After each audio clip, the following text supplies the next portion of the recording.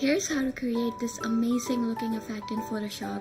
First, open Photoshop and select any canvas and click create. Then, just take your image and drop it into Photoshop. Scale it so it fits the canvas. After that, use an object selection tool to select your model. Once your model is selected, go to the masking option and create a mask.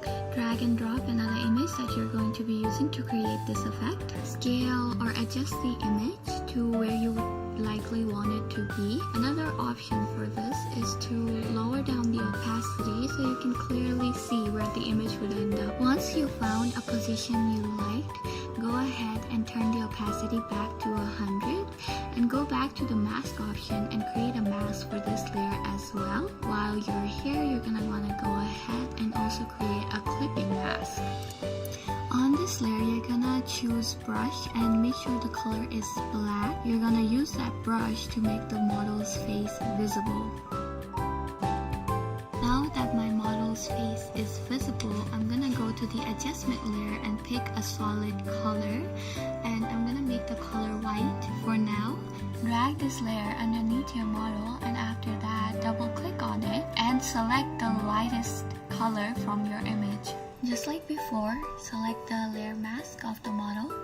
Make sure the color of the brush you're using is black, and then use that brush to erase the shadows of the pic so it blends in with the background. Go back to adjustment layer and click on black and white.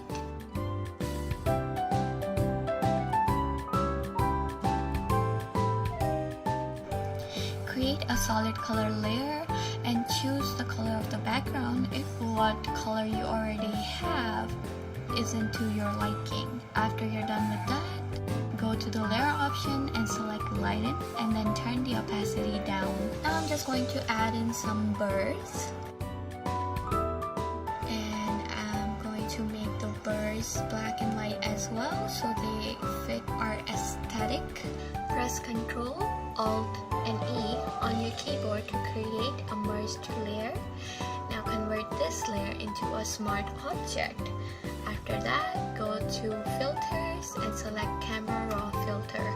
You'll see something like this. Play with the dial, see what settings you like and what settings you don't like, and after you're done with everything else, press OK and you're done.